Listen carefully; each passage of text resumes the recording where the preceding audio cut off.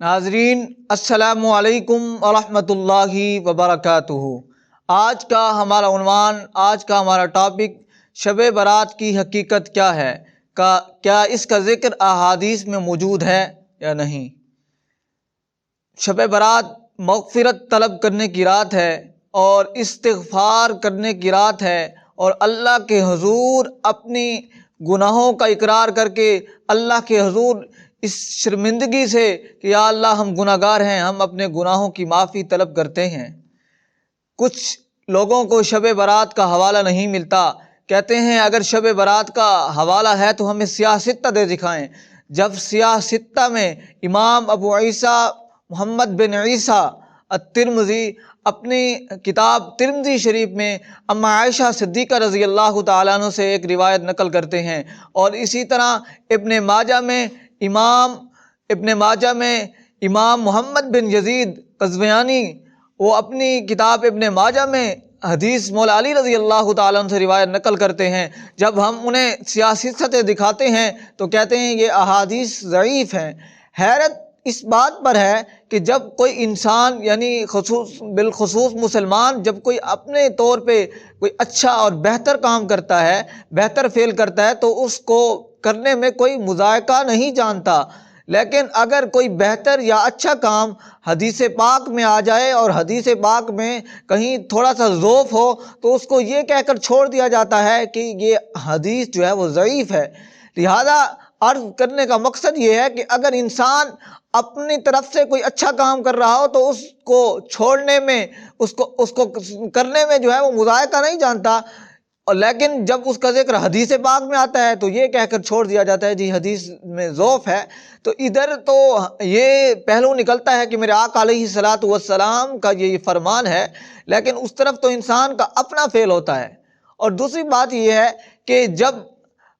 کچھ لوگ اکٹھے ہو کر اللہ کے حضور اپنی بندگی کا اقرار کرتے ہیں اور اللہ کے حضور جو ہے اپنے گناہوں کا اقرار کرتے ہیں اور اللہ کے حضور جو ہے وہ اپنی گناہوں کی معافی طلب کرتے ہیں، تو پھر ہم کہتے ہیں جی وہ اللہ کے حضور اپنے گناہوں کی معافی بھی طلب کر سکتے ہیں، اکٹھے بھی ہو سکتے ہیں۔ جب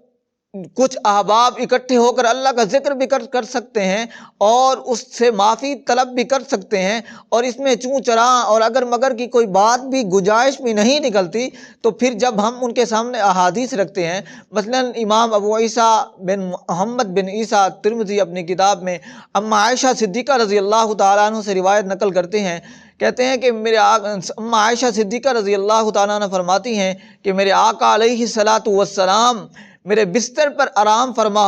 تھے کہ میں دیکھتی ہوں کہ میرے آقا علیہ الصلاۃ والسلام بستر پر آرام فرما نہیں ہیں، تو کہتی ہیں کہ میں آقا علیہ الصلاۃ والسلام کو ڈھونڈنے کے لیے جب باہر تشریف لاتی ہوں، باہر نکلتی ہوں، میرا گمان یہ ہوتا ہے کہ حضور علیہ الصلاۃ والسلام اپنی کسی دوسری ازواج کے گھر، اپنی کسی دوسری ازواج کے بعد تشریف لے گئے ہوں گے۔ کہتی ہیں جب میں باہر نکلتی ہوں تو میں آپ صلی اللہ علیہ وآلہ وسلم کو بقیع کے قبر گستان میں آتی ہوں کہ آپ اللہ کے حضور گڑ گڑا کے دعائیں کر رہے ہیں امت کے لیے اور اپنے لیے۔ فرماتی ہیں کہ جب حضور نے مجھے دیکھا، فرمایا عائشہ تم یہ گمان کرتی ہو، تم نے یہ سمجھ لیا ہے کہ اللہ اور اس کے رسول صلی اللہ علیہ وآلہ وسلم تمہارے ساتھ انصاف نہیں کریں گے، تمہارے ساتھ عدل نہیں کریں گے۔ اما عائشہ صدیقہ رضی اللہ تعالیٰ عنہ عرض کرتی ہیں یا رسول اللہ،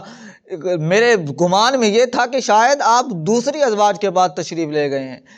آقا علیہ الصلاۃ والسلام نے ارشاد فرمایا اے عائشہ یہ وہ رات ہے کہ اس رات میں اللہ تبارک و تعالی بنو کلب کی بکریوں کے برابر جو ہے، ان بکریوں کے بالوں کے برابر اللہ جو ہے وہ لوگوں کی بخشش فرما دیتا ہے، تو میں اپنے رب کے حضور کیوں اپنی بخشش طلب نہ کروں اور اپنی امت کے لیے دعا کیوں نہ کروں۔ اور ابن ماجہ میں امام محمد بن یزید قزوینی نے ابن ماجہ میں مولا علی رضی اللہ تعالیٰ عنہ سے روایت نقل کی ہے کہ مولا علی رضی اللہ تعالیٰ عنہ فرماتے ہیں کہ رسول اللہ صلی اللہ علیہ وآلہ وسلم نے ارشاد فرمایا جب 15 شعبان کی رات ہو تو اس کی رات کو تم قیام کیا کرو اور اس کے دن کو تم روزہ رکھا کرو۔ فرماتے ہیں کہ آگے میرے آقا کریم صلی اللہ علیہ وآلہ وسلم نے ارشاد فرمایا کہ اس رات اللہ تبارک و تعالی اپنی شان پہلے آسمان پر تشریف ہوتا ہے اور یہ ندا کرتا ہے کہ کوئی ہے مجھ سے بخشش طلب کرنے والا کہ میں اس کو بخش دوں، کوئی ہے مجھ سے رزق طلب کرنے والا کہ میں اس کو رزق دے دوں۔ یہی اللہ تبارک و تعالیٰ کی طرف سے ندا ہوتی رہتی ہے یہاں تک کہ فجر طلوع ہو جاتی ہے۔ اور بھی احادیث میں ذکر ملتا ہے شب برات کے حوالے سے۔ سنن النسائی میں جو ہے ایک حدیث ملتی ہے جس میں یہ ہے کہ میرے آقا علیہ الصلاۃ والسلام نے اما عائشہ صدیقہ رضی اللہ تعالیٰ عنہ فرماتی ہیں کہ میرے آقا علیہ الصلاۃ والسلام رمضان المبارک سے زیادہ، رمضان المبارک کے علاوہ سب سے زیادہ جس ماہ میں روزہ رکھتے تھے وہ شعبان المعظم کا مہینہ تھا۔ جب آقا علیہ الصلاۃ والسلام سے پوچھا گیا یا رسول اللہ صلی اللہ علیہ وآلہ وسلم، آپ رمضان المبارک سے کے علاوہ جو آپ سب سے زیادہ روزہ رکھتے ہیں وہ ماہ شعبان المعظم میں رکھتے ہیں، تو اس میں حقیقت کیا ہے؟ میرے آقا علیہ الصلاۃ والسلام نے ارشاد فرمایا، اے عائشہ،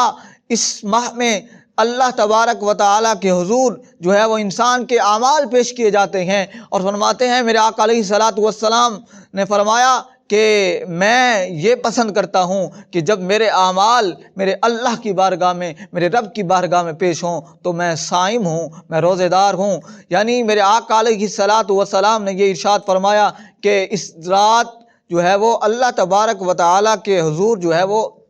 انسان کے اعمال پیش کیے جاتے ہیں۔ سامعین، آج ہم یہ نہیں کہتے کہ شب برات کے دن رات عبادت کرنا جو ہے وہ فرض ہے، واجب ہے، ہم تو اس کو نفل کہہ رہے ہیں۔ اور آج اگر کوئی ہمیں کہے کہ جی شب برات کی رات نفل نہ پڑھیں تو ہم جو ہے اللہ کے حضور، ہم نے اللہ کی رضا کے لیے نفل پڑھنے ہیں، اور ہمیں کسی سے ڈگری لینے کی ضرورت نہیں ہے۔ جتنا دل کرے گا پڑھیں گے، اور جس رات دل کرے گا پڑھیں گے۔ ہم نے اللہ کے حضور اس کی بارگاہ میں سجدہ ریز ہونا ہے، ہمیں کسی کی ڈگری اور اس کی اجازت کی ضرورت نہیں ہے۔ مسند ابو یعلا میں اما عائشہ صدیقہ رضی اللہ تعالیٰ عنہ سے یہ روایت ملتی ہے کہ میرے آقا علیہ الصلاۃ والسلام ماہ رمضان المبارک کے علاوہ سب سے زیادہ جو روزہ رکھا کرتے تھے وہ ماہ شعبان المعظم میں رکھا کرتے تھے۔ میرے آقا کریم صلی اللہ علیہ وآلہ وسلم سے پوچھا گیا یا رسول اللہ، آپ اس رات ماہ رمضان المبارک سے زیادہ، ماہ رمضان المبارک کے علاوہ آپ ماہ شعبان المعظم میں جو ہے وہ آپ زیادہ روزہ رکھا کرتے ہیں، تو اس میں وجہ ہے کیا ہے؟ میرے آقا کریم صلی اللہ علیہ وآلہ وسلم نے ارشاد فرمایا، اے عائشہ، اس رات یعنی ماہ شعبان المعظم میں انسان کے جو ہے وہ اعمال اللہ کے حضور جو ہے وہ پیش کیے جاتے ہیں، تو میں چاہتا ہوں کہ میرے اعمال جب اللہ کی بارگاہ میں پیش ہوں اور میں اللہ کے حضور میں صائم ہوں، روزے دار ہوں۔ اور بھی احادیث میں ذکر ملتا ہے اسی طرح جو ہے کہ رسول اللہ صلی اللہ علیہ وآلہ وسلم نے حافظ جلال الدین سیوطی آپ جو ہے اپنی تفاسیر میں لکھتے ہیں کہ حضرت راشد بن سعد رضی اللہ تعالیٰ عنہ سے روایت نقل کی کہ وہ کہتے ہیں کہ حضور علیہ الصلاۃ والسلام نے ارشاد فرمایا، نصف شعبان کی رات کے متعلق فرمایا، اللہ تبارک و تعالی جو ہے وہ جس کی روح قبض کرنی ہوتی ہے، ملک الموت کو اس رات جو ہے اس کا اختیار دے دیا جاتا ہے۔ یعنی اس رات میں میرے آقا علیہ الصلاۃ والسلام نے فرمایا کہ پورے سال میں جتنے لوگوں نے اس دنیا سے چلنا ہوتا ہے، جانا ہوتا ہے، اللہ کے حضور حاضر ہونا ہوتا ہے، ملک الموت کو یہ بتا دیا جاتا ہے، اور رزق کا جو فرشتہ ہے اس کو یہ بتا دیا جاتا ہے کہ تو نے اس کو اتنا رزق دینا ہے، اس کو اتنا رزق دینا ہے۔ اور سامعین، بات یہ ہے کہ ہم یہ نہیں کہتے کہ آپ نوافل ہی پڑھتے رہیں، ہم یہ کہتے ہیں کہ بہتر اور اعلیٰ یہ ہے کہ آپ کی جو نمازیں قضا ہو چکی ہیں پہلے آپ وہ نمازیں ادا کریں، کیونکہ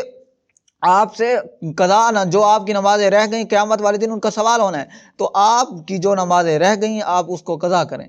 اور کوشش کریں کہ ہر نماز کے ساتھ ایک نماز جو ہے وہ قضا ادا کریں۔ اس طرح وطر جب عشاء پڑھیں تو اس کے ساتھ 4 رکعت فرض کے اور 3 رکعت جو ہے وہ وطر کے بھی وہ قضا کریں۔ ہم تو اس کو واجب اور فرض نہیں کہہ رہے، ہم تو اس کو نفل کہہ رہے ہیں۔ اللہ تبارک و تعالیٰ کی بارگاہ میں دعا ہے کہ مالک ہمیں اس بابرکت رات کے صدقے ہماری بخشش فرما، اور ہمیں دین کی صحیح معنوں میں سمجھ عطا فرما، دین کی خدمت کرنے کی توفیق عطا فرما۔ آمین وآخر دعوانا الحمدللہ رب العالمین۔